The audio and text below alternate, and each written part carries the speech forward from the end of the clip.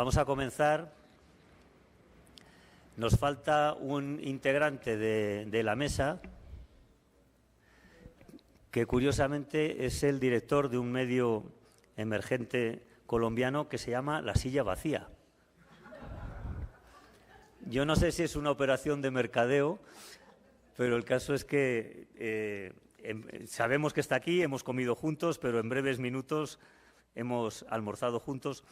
En breves minutos o en breves segundos, espero, Daniel Pacheco estará con nosotros. Bueno, vamos a hablar en esta mesa sobre el idioma español en unos medios digitales de alcance global.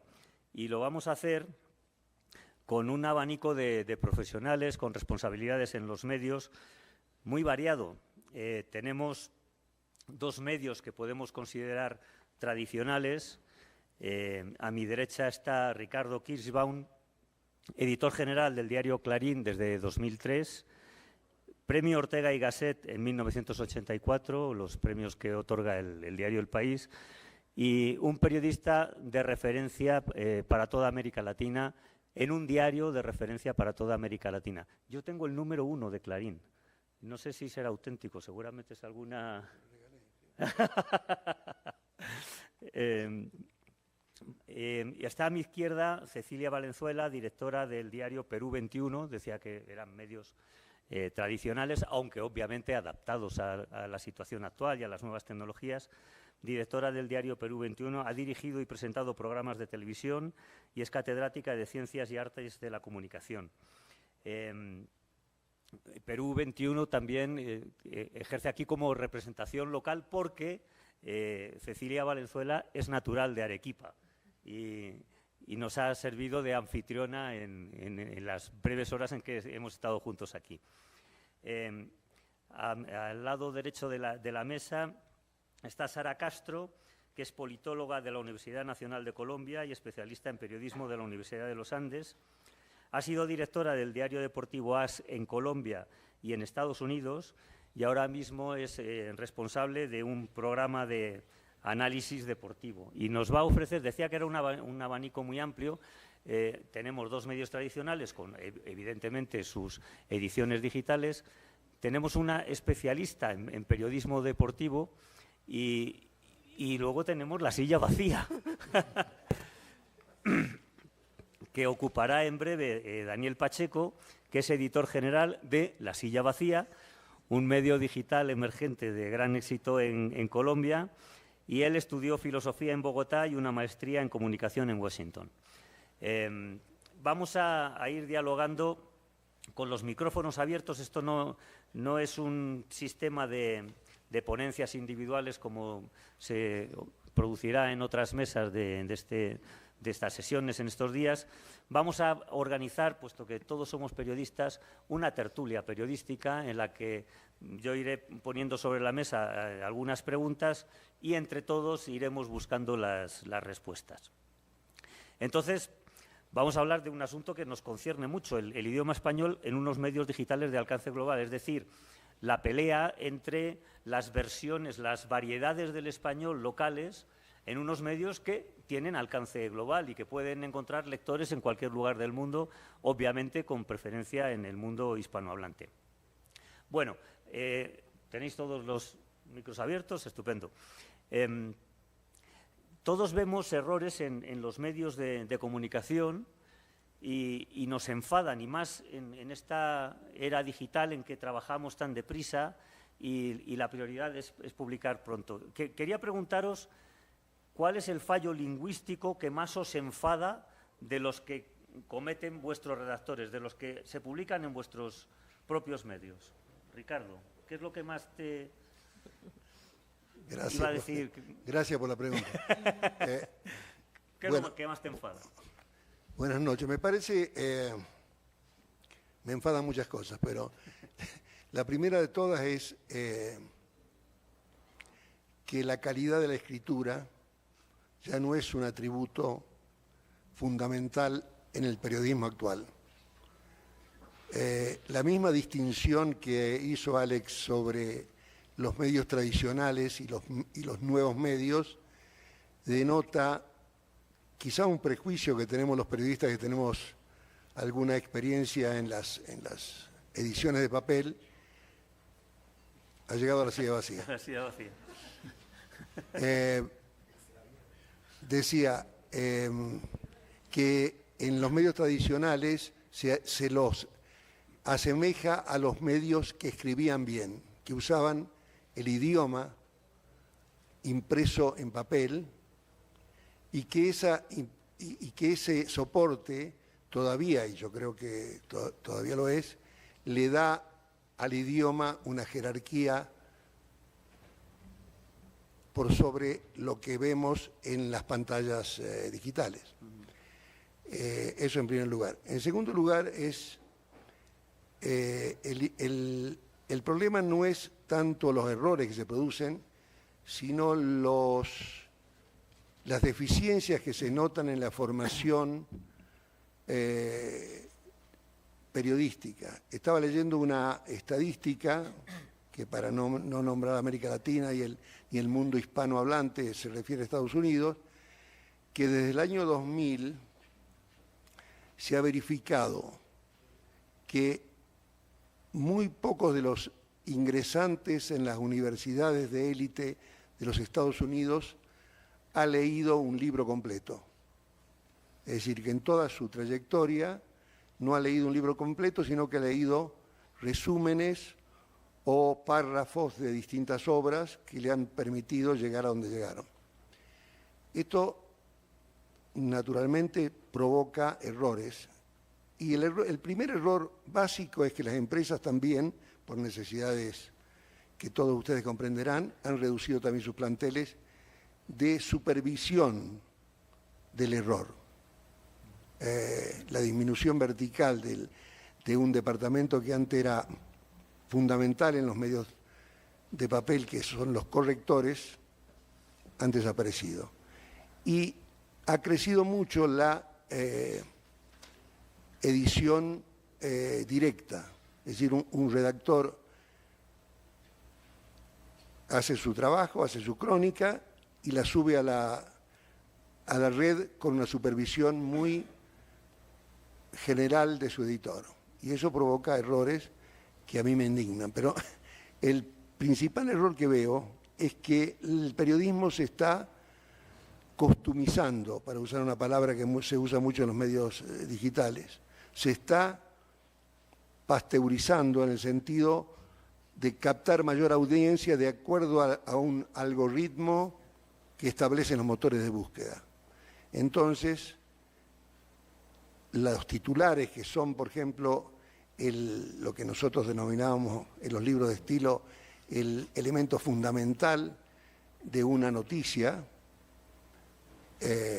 por su impacto, por su estilo, por su atracción, ahora son construidos como una incógnita para que la audiencia entre a la noticia sin saber en rigor qué es.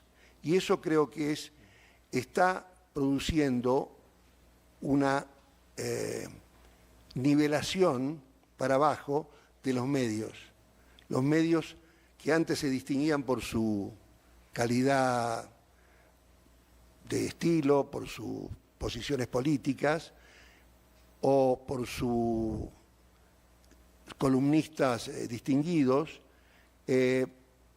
está ahora pareciéndose uno con otros, y lo que todavía los distingue es el peso de una marca que se construyó antes del mundo digital. Y eso es, me parece, el punto central, que es el momento crucial donde el periodismo tiene que optar entre la audiencia o la calidad. Y ese es el dilema que todo editor atraviesa en este momento. Cecilia, ¿qué es lo que más te enfada? Bueno, a mí me fastidia muchísimo la informalidad en el trato de nuestro lenguaje, ¿no? Porque claro, como en la parte digital, en el mundo digital, la inmediatez es la que manda, la competencia es tan voraz, la informalidad es algo pues muy cotidiano. Y no solo la informalidad, sino también la oralidad que le está robando a la prosa, a la estética, al arte, ¿no? Entonces, es cuando un editor exige a un redactor detenerse, profundizar en el texto, en el fondo está contraviniendo contra sí mismo, contra su propio medio, porque le está pidiendo que demore la publicación. Y el redactor está sospechando de ese editor, porque hay una contradicción en el mundo digital. Y eso es muy doloroso para quienes amamos nuestra lengua, quienes amamos la literatura, para quienes hemos crecido leyendo, nos hemos forjado y formado leyendo y escuchando, apreciando, ¿no? Entonces de pronto nos encontramos con textos impresos. En el impreso, este es mi periódico, lo ha traído La Silla Vacía, que hay que corregir sobre la marcha porque el redactor ha usado 2 y 3 modos de verbo al narrar, porque cuando uno cuenta, a veces no se da mucha cuenta de cómo está usando el modo de los, en qué tiempos, está usando los verbos, y entonces así escribe. Y eso empieza a pasar y a volverse algo general. Nosotros en Perú 21 nos damos el lujo de tener una correctora. Le llamamos Miss RAE. Es un lujo en el Perú porque ya no se puede sostener económicamente lo comentaba Ricardo, no se puede sostener esa dependencia. No tenemos cómo pagar ese salario, desgraciadamente, ¿no? La industria nuestra está muy golpeada, precisamente por el mundo digital. Pero insistimos en que así ocurra y hay una batalla constante contra esa inmediatez que tanto nos quita, ¿no? Eso es lo que a mí más me duele y me molesta. Sara, ¿qué te enoja? Bueno, yo quisiera arrancar un poco por el lado por el que inició Ricardo, y es que yo empecé a trabajar en un medio, lo que llamaban nativo digital, y en esa época el periodismo digital era considerado más o menos como de un segundo orden, ¿no? Los periodistas de prestigio estaban en los soportes tradicionales, y siento que los que empezamos en digital tuvimos que aprender a hacer un periodismo de calidad bajo otras circunstancias, mientras que luego los medios tradicionales se dieron cuenta que todo migraba a ser digital. Y creo que eso es el antecedente que enmarca un poco esta discusión. Luego, cuando hablamos del financiamiento o de los medios, de cómo se monetizan, siento que ahí se produce otro cambio y se le empieza a exigir un volumen de información con el cual los editores no pueden estar al frente de todos los contenidos que se producen. Entonces, si ustedes me preguntan particularmente qué me molesta textos no solo con errores lingüísticos, gramaticales, sino también, por ejemplo, con enlaces que no le aportan valor al lector, publicidad invasiva que impide que se pueda entender la idea de lo que se está consumiendo. Y luego siento que también es eso, ¿no? La falta de precisión en el lenguaje. Siento que no se busca tanto la palabra con la cual se comunica de manera específica una idea, sino que se ha generalizado un poco más. Y si me preguntan en el periodismo deportivo también los lugares comunes, ¿no? Ya nos cansamos de los partidos de vida o muerte, por ejemplo. Que no, ya suficiente por ahí. Siento que de esa oralidad, por ejemplo, de la radio, el periodismo deportivo agarró muchas de esas frases que al final se vuelven muletillas, tópicos con los cuales se comunica. Entonces siento que todo eso ha transformado un lenguaje que además lo digital ahora prioriza el lenguaje audiovisual. Y lo audiovisual no desde lo estructurado, con una escaleta, con un guión, sino el directo, el live, la reacción, y siento que eso también impide hacer un periodismo de calidad. todas esas circunstancias creo que son las que están marcando que nos encontremos con mucho contenido que no está en los estándares que el periodismo debería exigir. Entonces creo que ese es el contexto sobre el cual nos encontramos hoy en día. O sea, me molestan mucho los titulares SEO, que son o una pregunta o un titular súper extenso que contiene 800.000 palabras clave, ¿no? Creo que ahí es donde estamos viviendo hoy en día, ¿no? Encontrar ese balance entre darle la información que la gente busca, pero también tener una agenda propia que creo que sigue siendo importante. Daniel, ya desde la silla ocupada. Gracias, Alex. Un saludo a todos. Yo soy el editor general de La Silla Vacía, que es un medio digital colombiano que hace sobre todo política. Nosotros tenemos muy bien identificados nuestros propios pecados, ¿no? El primero, las frases largas.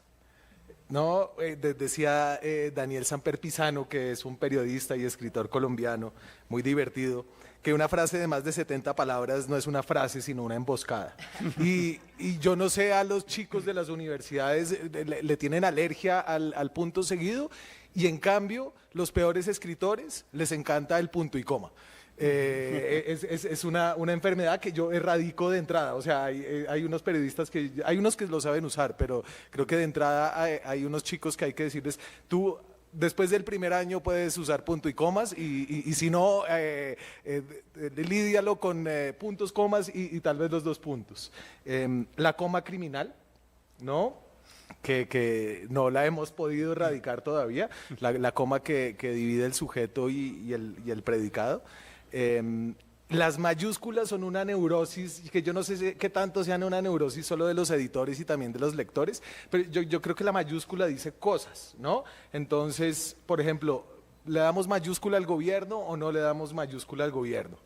Y entonces después sí, cuando es el gobierno nacional, pero cuando te refieres al gobierno, al periodo de tal presidente, entonces quítale la mayúscula. Y en esa confusión nadie entiende, y finalmente nosotros al menos erradicamos la mayúscula en el cargo y de gobierno. Y puede ser un poquito arbitraria, pero son como esas cosas que le dan un orden, un sentido a un medio de comunicación, ¿no? Yo creo que no todos nos tenemos que casar con el estilo del periodista de Alex, pero todos tenemos que desarrollar un estilo, y eso es lo que hemos hecho en La Silla Vacía. Yo, pues no sé si para jugar un rol distinto, voy a decir que el lenguaje hoy vive en uno de sus mejores momentos antes quizás de que pierda totalmente su humanidad. Me encanta la metáfora de la pasteurización que hace Ricardo, ¿no? Yo lo había pensado más como una homogenización que está sucediendo, pero el pasteurizar tiene eso de llevar algo crudo y elevarle la temperatura y hervirlo para que sea inofensivo, ¿no? Le mata todas las bacterias. Y en ese sentido, como editor obviamente me molestan mucho los errores, pero pensando un poco en qué va a terminar significando el error en un texto, y el futuro que se viene para el lenguaje escrito cada vez mejor manejado por las máquinas, ¿no? La llegada del modelo grande de lenguaje, para no traer aquí un anglicismo, que es el Large Language Model, que es básicamente el GPT o estos grandes modelos que a punta de probabilidades saben juntar palabras y darles el sentido que nosotros queremos y las respuestas que queremos.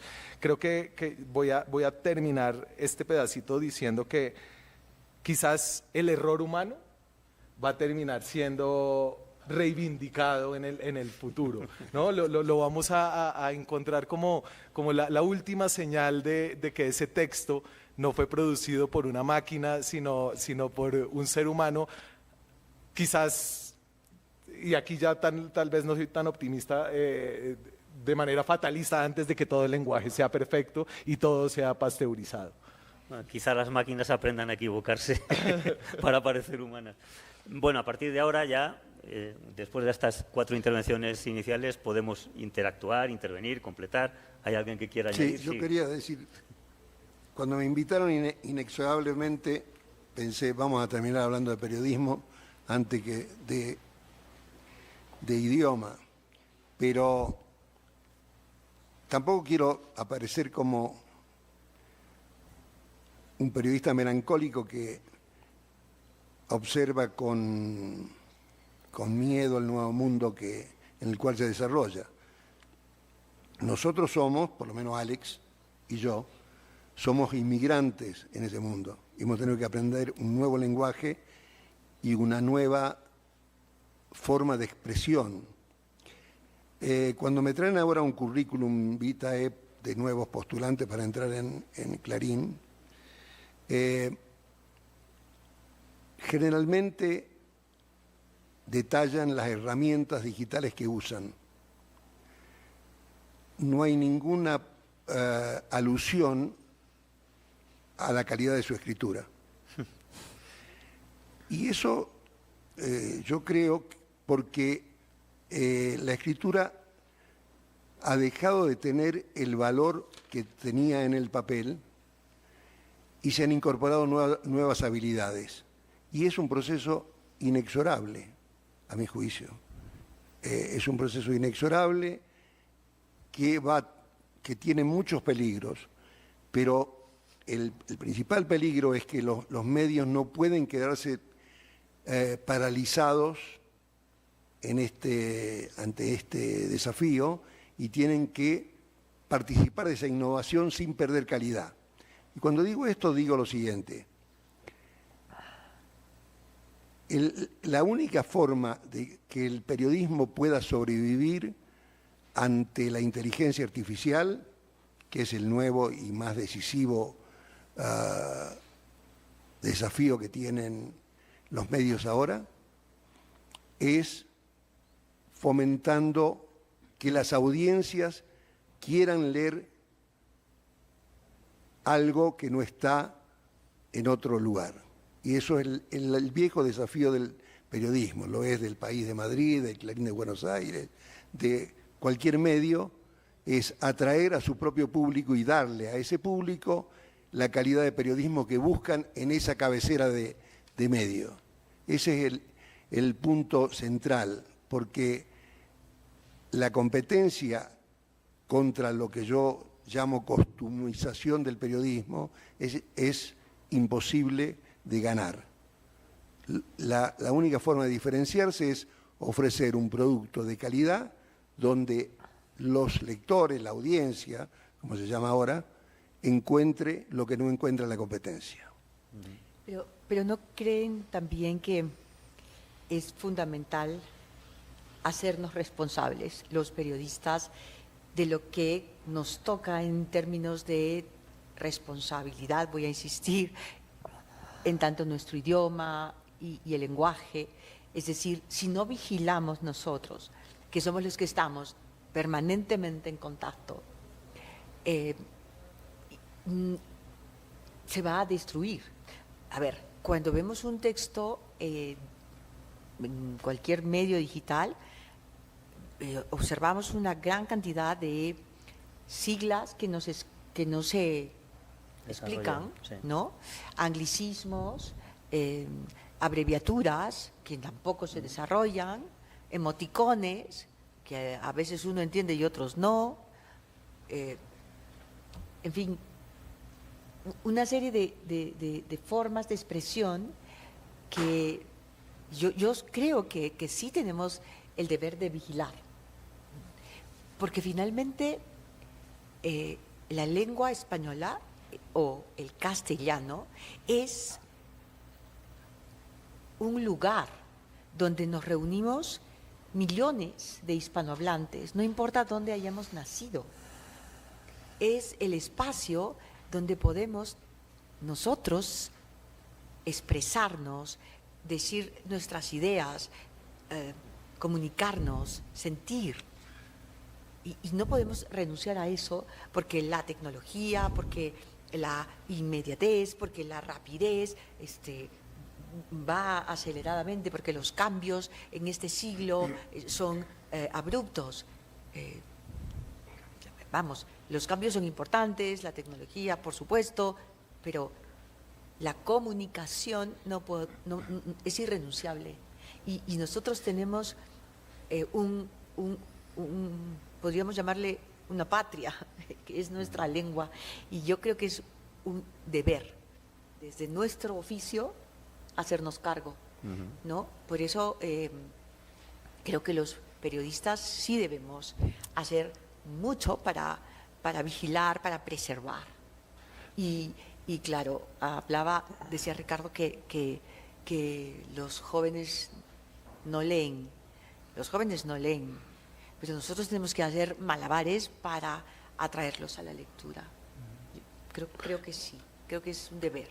Pero creo que el lenguaje es incontenible, ¿no? Es una patria llena de facciones, de tribus, de generaciones, ¿no? Y en ese sentido creo que el periodismo digital lo que tiene es la obligación de estar a la vanguardia de ese tipo de comunicación, ¿no? Y donde la gran inversión de lo digital en la comunicación no es solamente pasar del papel a la pantalla, sino es pasar de una audiencia que antes estaba cautiva y que recibía lo que le tocaba y que podía responder por cartas al lector, a una audiencia que está en el mismo nivel tuyo a través de redes sociales, ¿no? Entonces, yo creo que la misión del periodismo y de su uso del lenguaje tiene que estar como a la par de una cosa que es voraz y afanada, que es la curiosidad humana, ¿no? Que es como el centro de nuestro llamado a satisfacer con un esquema de trabajo del lenguaje, pero también de la información, ¿cierto? Que es como el oficio del periodista, revisar, tratar de siempre verificar los datos, de dar información correcta, pero ahora hay que hacerlo en los distintos formatos en los que está esa audiencia, y esa audiencia a veces nos impone el formato, ¿no? Eso no pasaba, bueno, antes pasaba porque las columnas, o sea, si no tenías espacio te tocaba mocharlo de abajo, tú lo cuentas un poco en el libro, que la noticia antes se escribía de lo más importante a lo menos importante, porque cuando no había espacio pues sacabas lo de abajo y no importaba, lo echabas al balde, ¿no? Ahora eso no sucede, pero sucede que en Twitter, por ejemplo, un día te puedes comunicar en, ¿cuántos eran al principio? 140 caracteres, sí, ¿no? Y ahora son yo no sé cuánto, 200, y depende si pagas, entonces te sale un poquito más, pero creo que el lenguaje tiene que estar ahí y debe haber un periodismo. Es decir, yo creo que es muy importante que exista Clarín, Perú 21 en cada país, El Tiempo en mi país, el País de España, en general como esa sombrilla del español que te dice, bueno, este es el español correcto, pero hay un espacio en lo digital para la insurgencia en el lenguaje que intenta cosas nuevas, que comunica con los emoticones, sí, ¿no? Y que los asume, y asume los GIFs, y asume los anglicismos, y asume las siglas para poder llegar a una gente distinta que está leyendo distinto, absorbiendo lenguaje distinto, ¿no? Porque están pegados al celular todo el día, algo están haciendo ahí, a veces es escuchando, a veces es leyendo titulares o cosas muy rápidas, ¿cierto? Pero el lenguaje los está penetrando con una intensidad que es incluso mucho mayor a la de antes, ¿no? Y creo que el periodismo sí tiene que estar ahí listo para romper los moldes, agradeciendo grandes sombrillas cuidadoras de las formas, pero sobre todo el digital independiente. Pero ¿a qué estás condenando a esa gente? A quedarse ahí. O sea, es como que estamos haciendo como estratos en la cultura, haciendo mucho más marcadas las diferencias. Las personas que solamente aprenden a informarse y a cultivarse a partir de estas percepciones y voraces que son muy rápidas y que no, o sea, a ver, que no pueden profundizar, que no aprenden a reflexionar, las estás condenando y estás colaborando a esa condena. O sea, a ver, siempre pienso en El planeta de los simios, no sé cuántos de ustedes vieron esa película, y cómo se diferenciaban las tribus, y eso siempre me horrorizó. O sea, yo siempre he apostado y he hecho periodismo para que más y más y más y más personas puedan acceder, y por eso me revela, y yo creo que me siento mucho más joven luchando por el lenguaje vivo y completo y claro, que defendiendo el emoticón y esta modernidad, no sé, tal vez me equivoco, perdóname, pero te lo quería decir. Yo estoy un poco en la línea de Daniel, no de los dos. Por un lado, digamos que sí, el periodismo debe tener unos estándares mínimos que garanticen la calidad del contenido que se le ofrece al usuario, lector o como se le considere, pero sí creo que los diferentes canales de distribución tienen unos códigos de uso y de comunicación sobre los cuales el periodismo puede ser creativo en el sentido cómo se vincula con esos lectores. Y creo que de ahí han salido piezas interesantes, los hilos de Twitter o los diversos formatos sobre los cuales se puede trabajar teniendo la base de un periodismo comprometido con ser honesto. Y justo un poco viendo cosas para esta charla, me encontré con una frase de Alex en una columna que escribió para el diario AS, y es un poco el debate sobre cuál es el español que debería comunicarse y que creo que es lo que nos está trayendo estos nuevos debates sobre lo digital, ¿no? Y él decía, el español es la suma de todas las maneras de hablarlo. Por lo tanto, todo lo que nace desde abajo, desde el pueblo hablante, nos pertenece por igual a todos los que usamos esta lengua.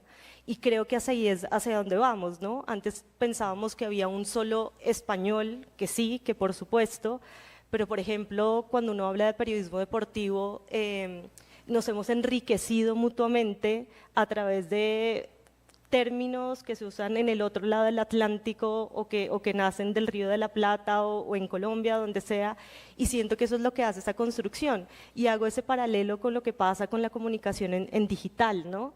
En digital tal vez se usan otros códigos que tienen una responsabilidad. El uso de un emoticono debe tener responsabilidad porque se entiende que se quiere expresar algo que debe ser concreto, no es aleatorio.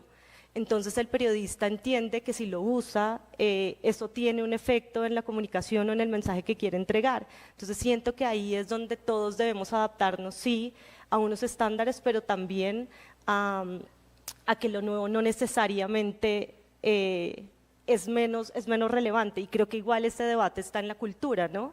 ¿Son los memes un objeto cultural nuevo o del presente? Yo creo que ahí es donde estamos en esa tensión entre lo tradicional y cómo llegarle también a nuevas audiencias, porque de alguna manera también se está informando o comunicando. Muy bien, sí.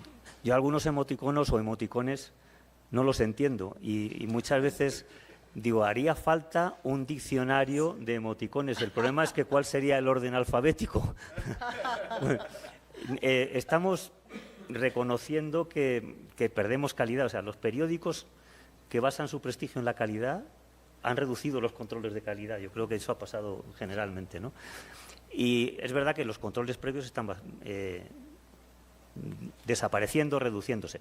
Pero os quiero preguntar por controles posteriores a la publicación, porque uno puede ver un error en un medio digital por la mañana, entrar en la misma noticia por la tarde y ver que el error continúa. Entonces, os quería preguntar cómo veis en esta era de la interactividad, en que nos podemos comunicar con los lectores, que hacen comentarios a las noticias, etcétera, cómo funciona esa retroalimentación para que los lectores corrijan los errores del periódico. ¿Cómo manejáis esos mecanismos en vuestros medios? ¿Qué retroalimentación tenéis con el público en general, ya sea en una televisión, en los periódicos, la figura del defensor del lector? ¿Cómo os llegan las críticas del público y de qué se quejan principalmente? Me gustaría que contarais un poco vuestra experiencia en ese sentido.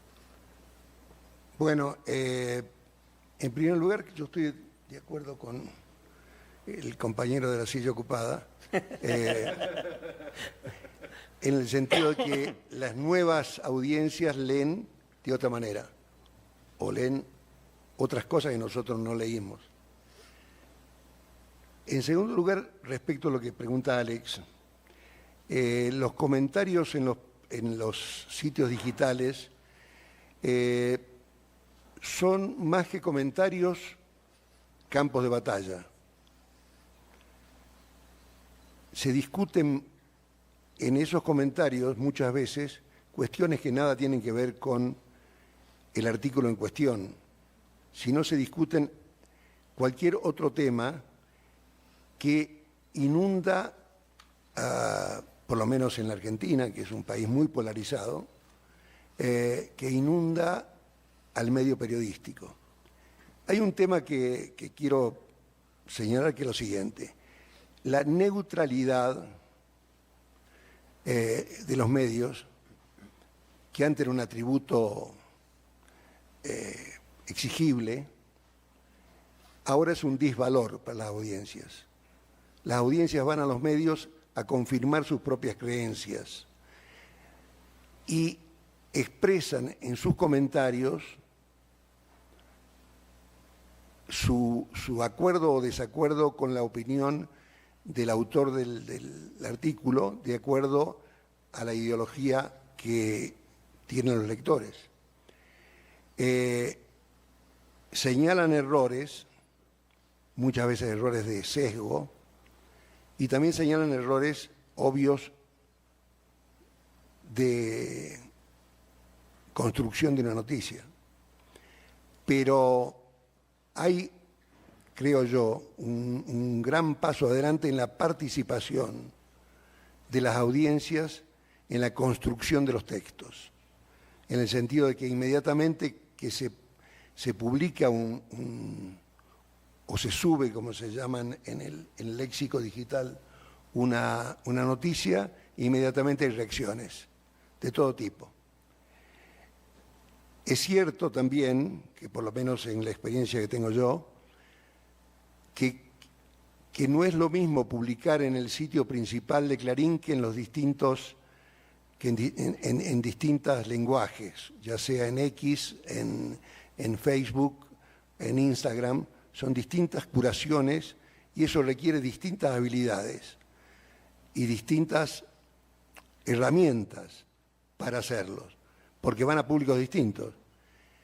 Y eso implica también riesgos de utilizar, sobre todo, creo que hay una sobreutilización de los anglicismos que se incorporan como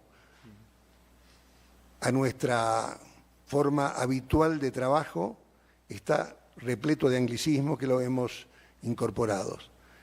Viene el editor y le dice al redactor, linkeala con esto.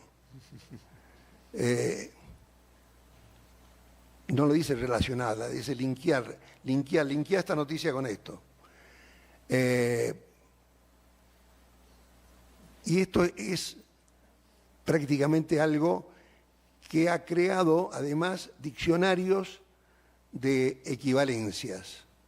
Nosotros tenemos, por ejemplo, una edición para Estados Unidos en español, para el mundo hispanohablante, que supongo que dentro de 4 años se vaya Trump, en una de esas desaparece, pero tenemos todavía una edición para ese mundo, y el editor le dice a sus redactores, escribíla en español neutro. Y los redactores preguntan, ¿y eso cómo es? ¿Cómo se come? ¿Cómo es un español neutro? Desde la Argentina, que está lleno de imbricaciones inmigratorias. Pero, en síntesis, el crecimiento del mundo digital, a nosotros nos leen mucho más ahora que cuando el diario estaba en su esplendor en papel. Y eso es un hecho, digamos, fácilmente comprobable, pero también es una demostración de que el interés de las audiencias por determinado tipo de periodismo sigue, y de forma de expresarlo en el idioma, sigue vigente. El problema es que ya no da plata. ¿Cómo? El problema es que ya no da plata. Bueno. No da plata ni Si para pagar quieres la planilla. No, me quedé pensando, Cecilia, la misión nuestra que gira alrededor de la política, finalmente termina en una cosa que tiene todo el mundo, así sea culto o no culto, que es el voto, ¿no? Es lo que yo quiero influenciar, y lo quiero influenciar bajo un principio, que es que la gente vote más o menos informada, sabiendo qué es lo que está pasando, ¿no? Y en ese sentido estoy más dispuesto a romper las barreras del lenguaje para poder llegar a esa persona que tiene una barrera, ¿no? Que de pronto no lee, que me está viendo en otro lado, que me está viendo en otro formato, ¿no? Entonces yo lo que trato es el texto es como inexorablemente el lugar en el que se da el periodismo, ¿no? Hemos tratado de hacerlo al revés, de llegar del video a un texto y nunca funciona bien, no hemos podido hacerlo, o empezar con un hilo de Twitter y terminar con una nota escrita. Así se le haga reportería, es raro, ¿no? Es difícil como de hacerle una ingeniería inversa. En cambio, sí funciona muy bien que el texto, y nosotros escribimos, las historias grandes son textos de 1500, 2000 palabras largas, ¿no? Demasiado. Y eso se convierte en un hilo, en un video de Instagram, en un carrusel de Insta o de TikTok. Guiones de YouTube, ¿no? Guiones de YouTube, sí, y el guión suelto, ¿no? Más improvisado, pero pues a partir de una persona que ya editó un texto y otro que lo escribió, ¿no? Ese se llama internamente un formato en YouTube que es sin dolor. Pues ya lo escribimos, ya lo editamos juntos, entonces nos sentamos y lo podemos charlar muy fácil teniendo una estructura, ¿no? Entonces siento que en esa misión de democratizar la información, ya que el voto ya se democratizó, no sé, con lo que yo trabajo, ¿no? Es que estoy dispuesto como a tomar riesgos mayores, a romper esquemas de lenguaje que son más propios o más correctos, ¿no? Sin terminar de deformarlo, pero tomando unos riesgos mayores, ¿no? Para satisfacer la misión que siento que tenga. Y es que todo el mundo, así solo vea Instagram, se pueda llevar como una idea de la política más o menos y finalmente tomar una decisión con una información verificada y curada y analizada para ejercer su voto. ¿No? Entonces, tal vez... Sí, entiendo como quizás misiones cruzadas y pues agradezco que alguien siga en tu batalla. No quiere decir que no libre también la tuya, porque me toca. Pero lo que me asusta mucho es que esta rapidez en la que estamos todos es un vértigo, ¿no? Mientras nos adaptamos, porque lo que estamos escuchando, lo que estoy escuchando decir a mis colegas, es cómo nos vamos adaptando, ¿no? Nos adaptamos a los formatos de las plataformas y aprendemos a comunicar para las edades de los que consumen el TikTok o el YouTube o el Facebook, que son gente mayor o gente menor, ¿no? Los más politizados que consumen el Twitter o ahora que es el X, en fin, o el Instagram, que son más los románticos, en fin, otras gentes. Bueno, entre lo que nos estamos adaptando ya llegó la inteligencia artificial. Y la inteligencia artificial barre con toda esa adaptación, porque de pronto, cuando un lector se acerca a informarse, ya no necesita ir a una página web, ya no va a ir a nuestra web, ya no va a ir a nuestras redes sociales, porque la inteligencia artificial, a través de sus distintas performance, pues, Copilot o Meta, sí, herramientas, le dice, sin citar nuestro medio ni nuestra plataforma, la información.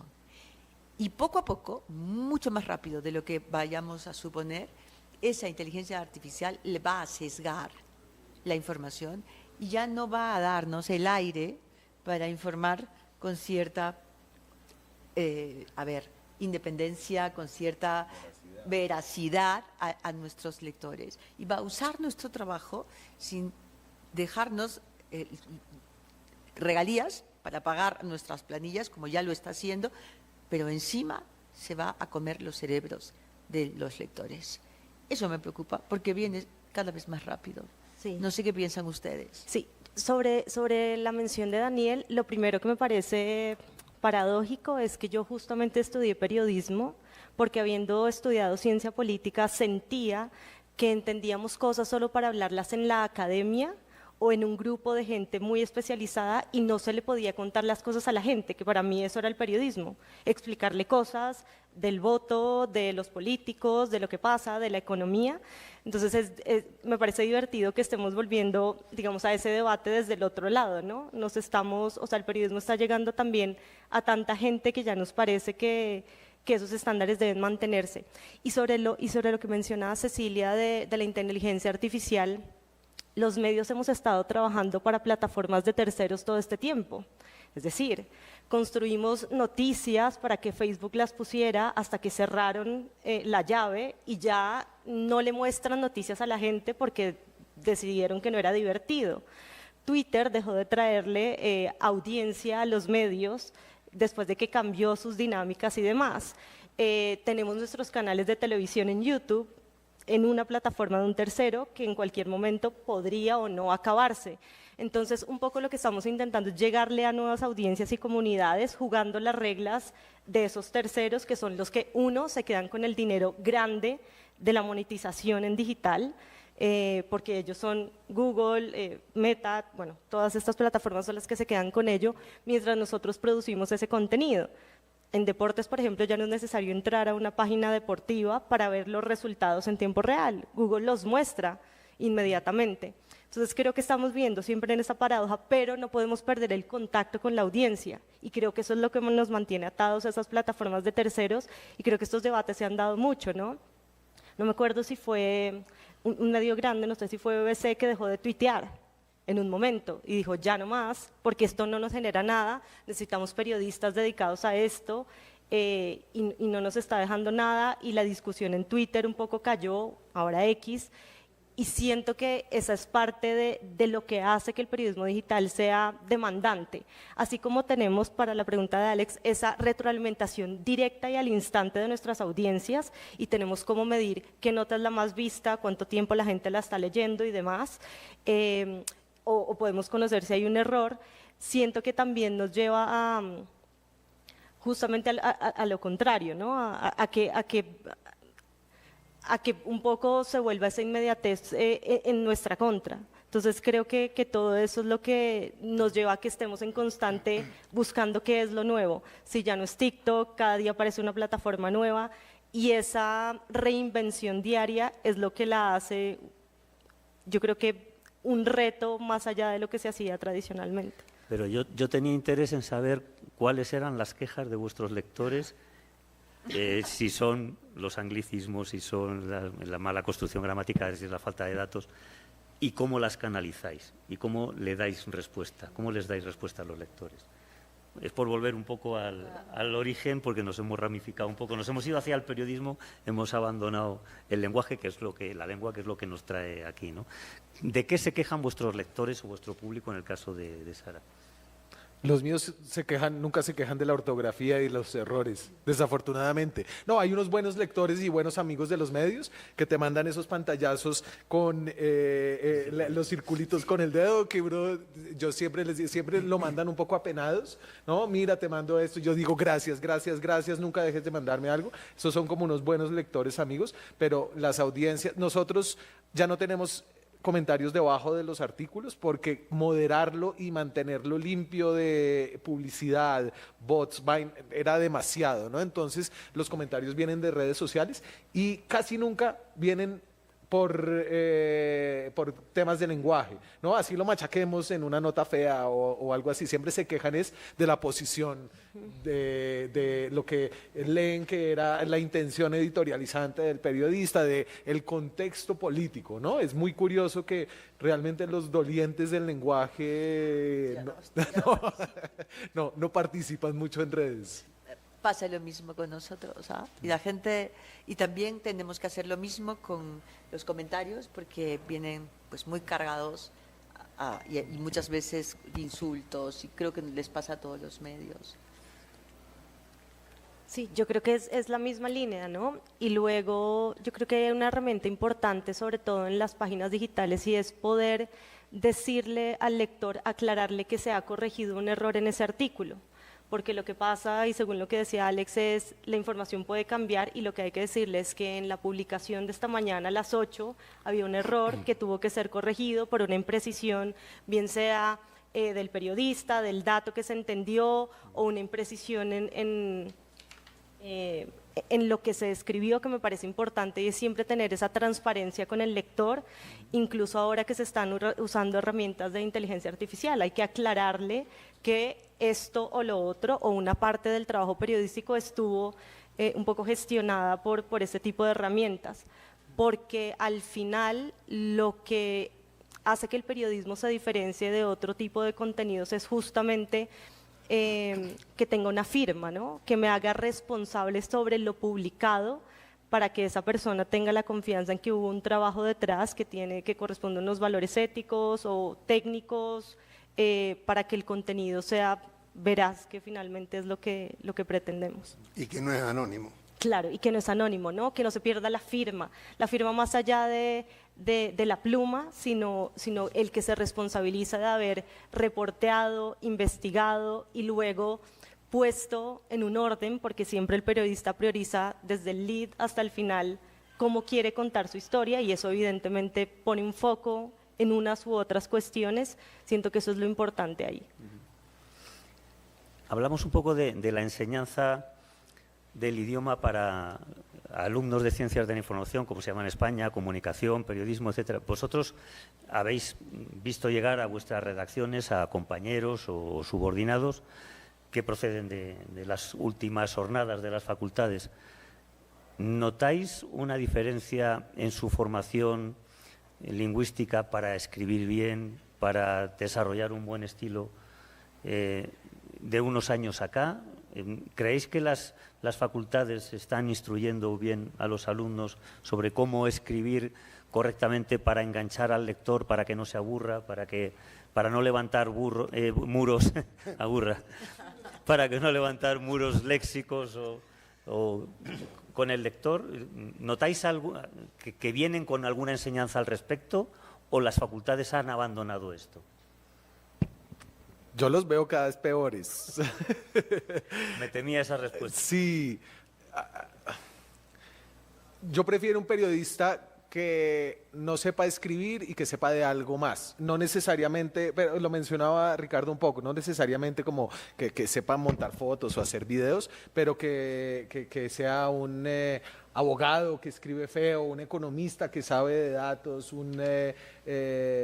alguien que hizo ciencia política, que entiende de análisis y que tiene algo más, porque sí siento que 6 meses en una redacción te enseñan a escribir más que una carrera de ciencia de la información, ¿no? Ponlo a escribir todos los días, ¿no? Ahí se suelta esa mano y cualquier mano con una buena enseñanza y paciencia y todo, cualquier mano pues se vuelve un escritor decente y claro, al menos si tiene como esa. En cambio, si no sabía de derecho o si no sabía otra vaina, es muy difícil enseñársela.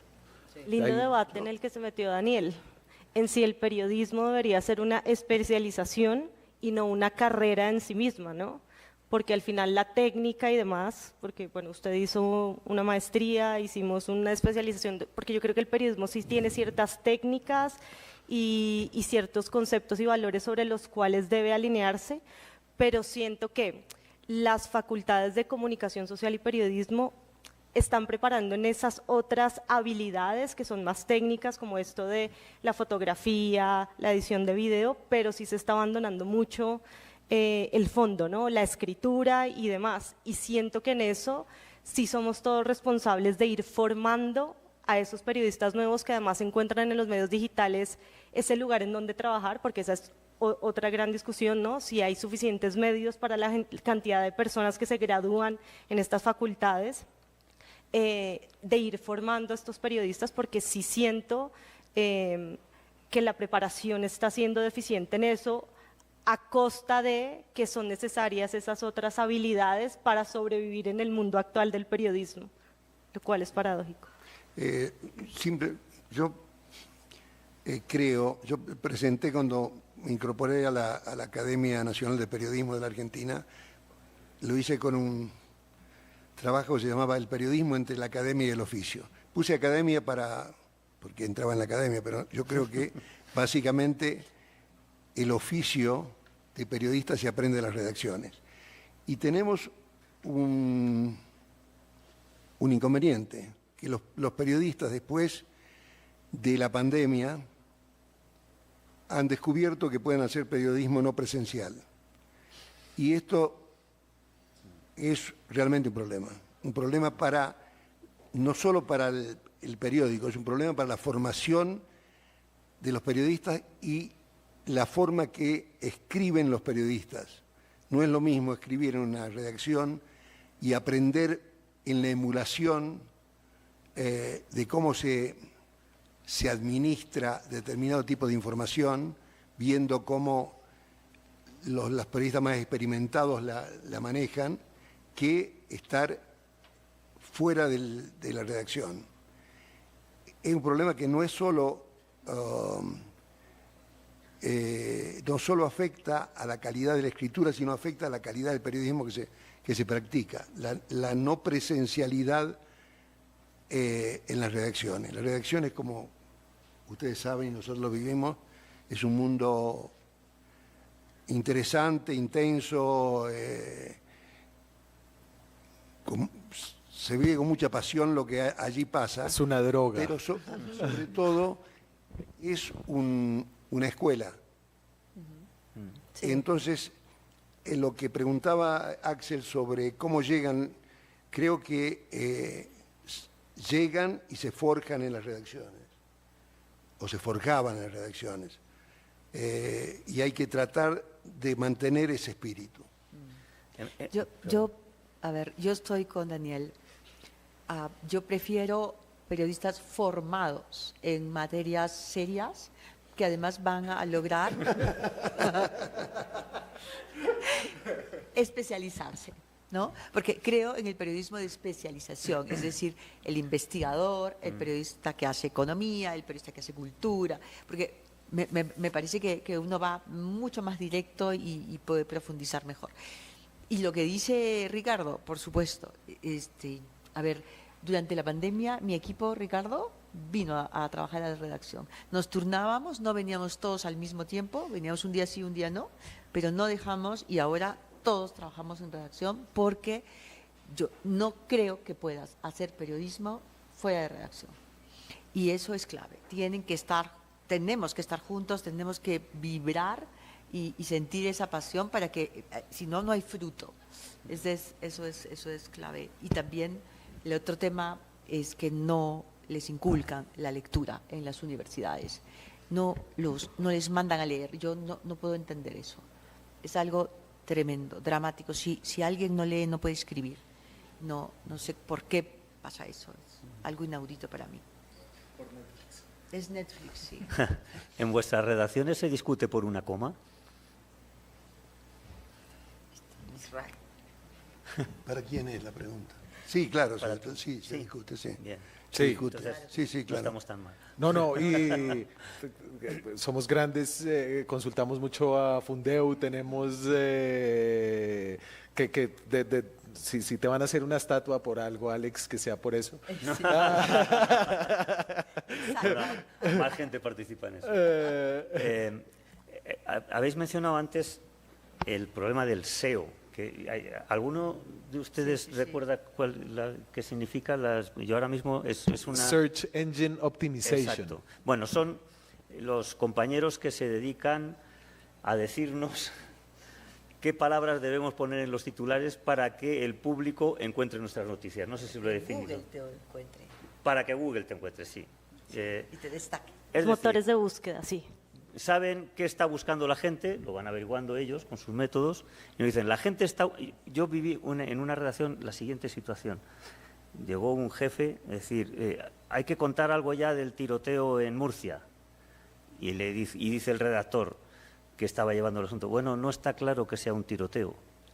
Pues hay que poner tiroteo en el titular porque es lo que está buscando la gente. Esto es terrible. Claro. Porque los compañeros de SEO buscan aquello que está intentando encontrar la gente, y esas palabras son las que nosotros debemos emplear. Fácil, Es decir, lo pones entre pregunta, tiroteo en Murcia. claro, eso conduce a titulares así, ¿no? Entonces, ¿acabaremos titulando todos igual? Porque eso es lo que está buscando la gente. ¿Acabaremos utilizando las mismas palabras que emplea el público para encontrar una noticia? ¿Reduciremos así nuestro léxico? Te voy a dar un dato que no sé si es bueno o malo, pero cada vez más las consultas de la audiencia se resuelven los propios buscadores. Antes los buscadores derivaban tráfico hacia los sitios. Ahora esa tendencia está disminuyendo dramáticamente y las preguntas que se formulan se resuelven en los propios buscadores. Es decir, que la alimentación teórica o real en muchos casos de audiencia proveniente de los buscadores está disminuyendo dramáticamente.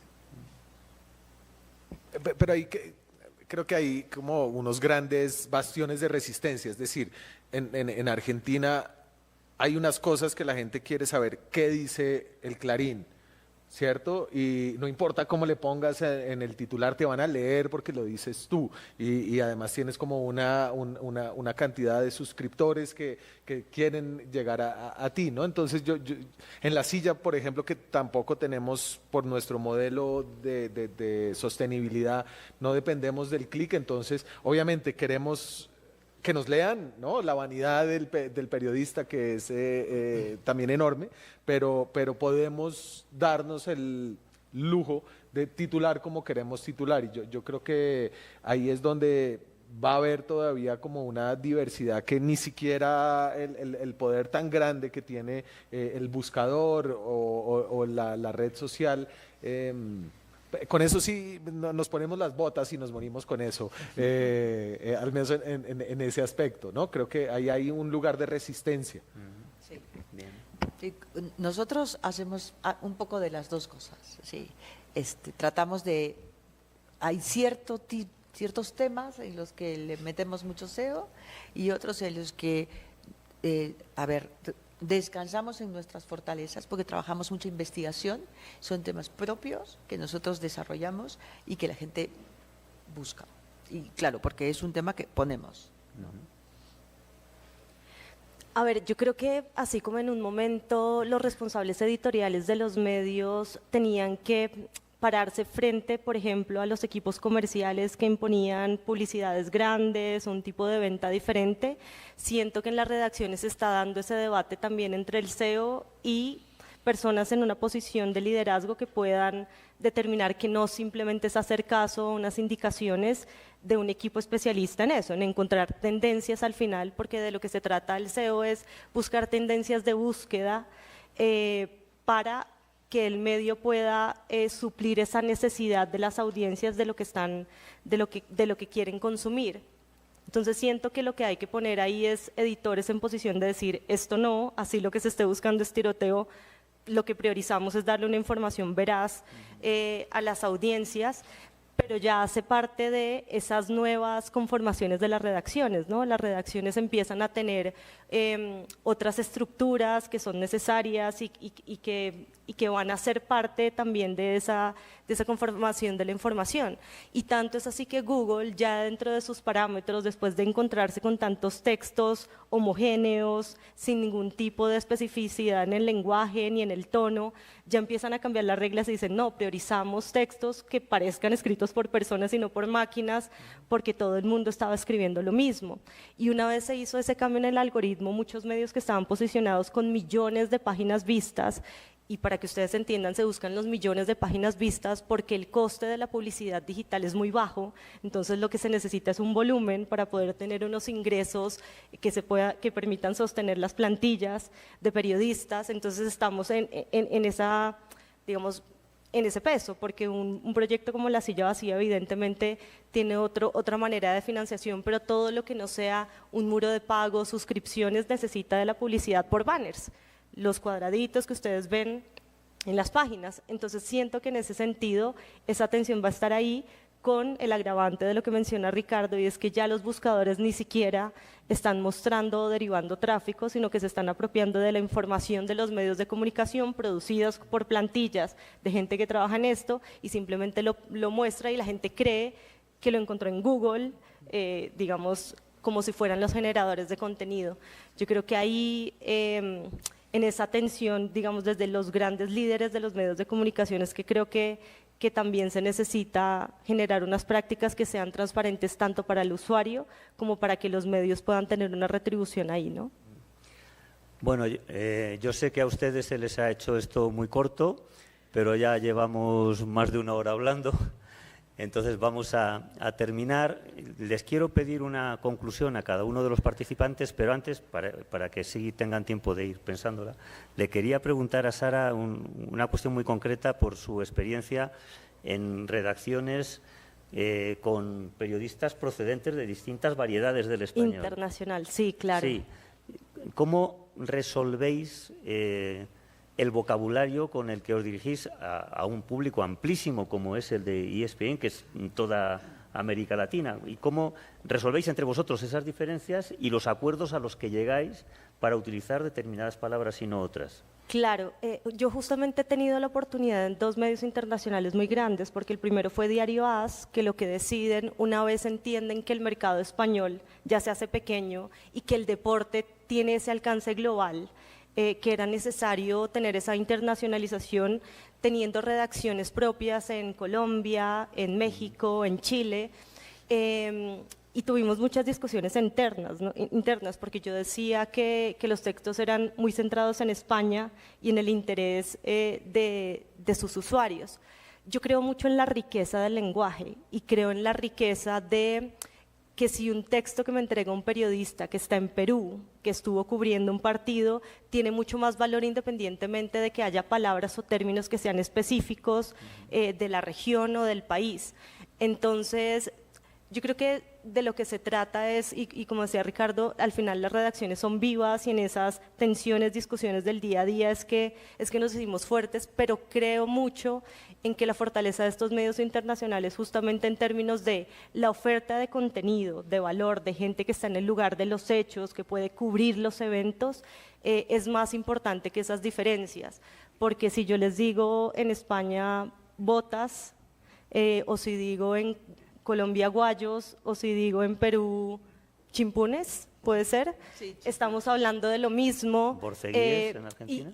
Botines. ¿Botines? Botines en Argentina.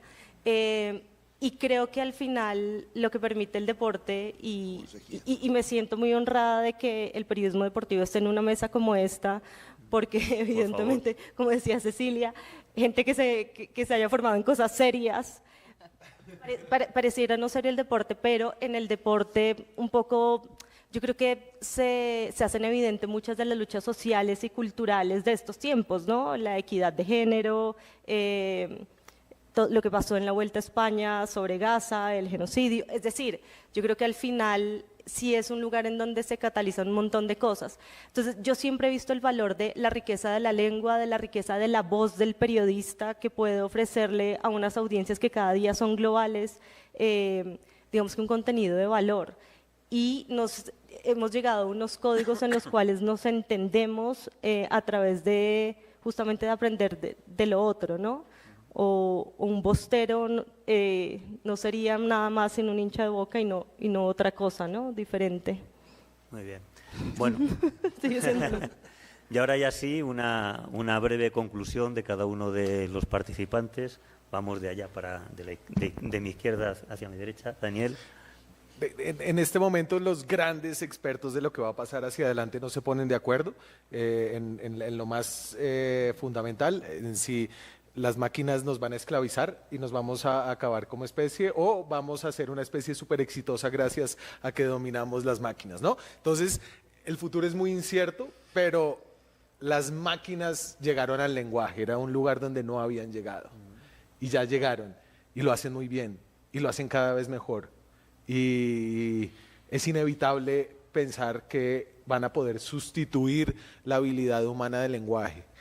Sin embargo, el periodismo es mucho más, y lo que hace el periodismo es una cosa que hasta ahora creo que no pueden sustituir del todo las máquinas, es que sacarle información a otra gente. Y ir por ahí, observar y darse cuenta de cosas y tener como una cosa que es tan difícil de describir que no lo puedes poner en un prompt para que la inteligencia artificial lo haga, ¿no? Entonces yo sí creo que en quienes usamos el lenguaje, que somos ustedes como académicos que lo estudian y nosotros como periodistas que lo machacamos, pero que lo producimos en abundancia para nuestros lectores, creo que el uso de las máquinas es inevitable porque nos da más espacio y nos da más tiempo para, con los mismos recursos, hacer más de las cosas que no pueden hacer esas máquinas, que es buscar esa información, que es llegar a esas noticias que estaban ocultas porque otras personas querían ocultarlas, ¿no? Entonces, yo en ese sentido, al final tengo en medio de la incertidumbre, una aproximación optimista. Nosotros ya estamos incorporando las máquinas en nuestro día a día para traducir formatos, para corregir los textos según nuestro manual de estilo, que incluye también el de la RAE y entonces hace una cosa especial que tú puedes hacer para tu propio medio a partir de tu propio manual, ¿no? Que no te pasteuriza de una manera tan homogénea. Y que nos ahorra tiempo y ojalá podamos seguir sobreviviendo con la misma cantidad de periodistas que pueden hacer más cosas en la vida normal del oficio del periodismo y menos en el texto. Pero si un periodista no aprende a escribir, está perdido. Creo que si entregamos eso ya no hay nada y eso se puede entregar fácilmente. Entonces ahí sí creo que hay una tensión. Hay unos estudios muy buenos que muestran cómo la gente se va embruteciendo cuando le pregunta todo a GPT Chat, ¿no? Entonces yo me quedo con esa tensión, pero con un llamado al optimismo de lo que viene y a la capacidad que esto nos va a dar para poder comunicar más, que finalmente es como la misión que al menos nosotros en La Silla Vacía en Colombia tenemos para democratizar esa información. Silvia. Bueno, nosotros contamos historias, por lo tanto somos optimistas, por lo tanto somos soñadores y amamos el lenguaje, la literatura, las artes, definitivamente, y no estaríamos todos acá. Y yo tengo mucha esperanza en el ser humano. Pienso que en efecto las máquinas, como ha dicho muy bien Daniel, pues han entrado a nuestro oficio, a nuestro territorio, no lo habían hecho antes, ya lo hicieron. Sin embargo, siempre está el ser humano que necesita informarse y que se da cuenta de que no puede ser tratado como si fuera alguien estandarizado, ¿no? Pasteurizado.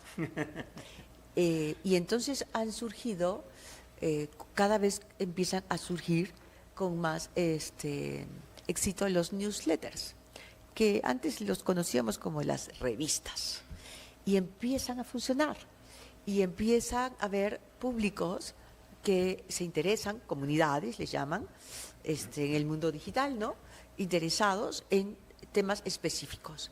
Me da mucha ilusión, mucha esperanza este resurgimiento. Creo que podríamos empezar a encontrar allí un espacio de trabajo, manteniendo, por supuesto, todo lo demás. Pero siempre estoy viendo la forma de que el periódico viva. Y para que el periódico viva necesito encontrar que sea rentable. Y para que sea rentable, pues necesito herramientas. Y para mí los newsletters son, y los contenidos colaborativos y los documentales son las herramientas que nuevamente reposan en las personas que pelean por su individualidad, que pelean por lo que les gusta, les interesa, ¿no? Y que están dispuestas a pagar por ello. Esa es mi conclusión. Ricardo. Yo me acordé de lo que más me fastidia. Me acordé. Estaba dando vueltas. Sí, me quedé pensando, ¿qué es lo que me fastidia? Decir piedrazo por pedrada. Hay una obsesión de los argentinos por decir piedrazo. Tiró un piedrazo. Cuando el español original es una pedrada, tiró una pedrada. Te contesto. El segundo término es que no hay nada más que me produzca mayor satisfacción, es publicar algo que alguien no quiere que se publique. Y descubrir una trama que está oculta. Y eso lo hacen los periodistas.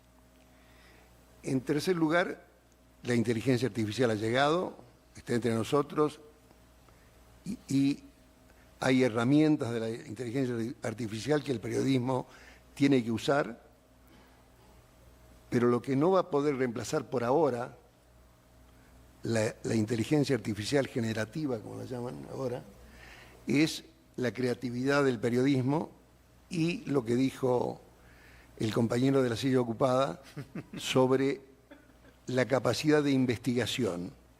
Y en definitiva, hasta ahora, cuando hay algún problema serio, las audiencias no recurren ni a Twitter, ni a Google, ni a Facebook, sino van al periodismo. Y eso mantiene viva mi esperanza, que nació hace bastante tiempo y la mantengo viva. Sara, ya brevemente. Sin duda, la inteligencia artificial y el uso que se le da en el periodismo es uno de los temas que más nos genera análisis, debate, preocupación, tal vez. Siento que está muy claro que la automatización de tareas seguramente va a ser beneficioso, pero siento que los medios deben establecer procesos internos y desarrollos de herramientas que les permitan mantener la calidad dentro del uso de las máquinas. Y un ejemplo de esto, como les decía, es las métricas, ¿no? Si bien podemos entender qué es lo que le interesa a la audiencia, no podemos dejar que eso simplemente defina toda la agenda. Y un poco, como diría Martín Caparrós, al final tenemos esa necesidad de escribir contra el público si sentimos que es relevante eso que necesita ser contado. Y creo que ahí es donde radica la relevancia del periodismo. Muy bien, pues muchas gracias por este enriquecedor debate. Enriquecedor porque nos van a pagar muy bien. Y muchas gracias a la Real Academia Española y al diario El País por haberlo promovido. Y muchas gracias por su asistencia.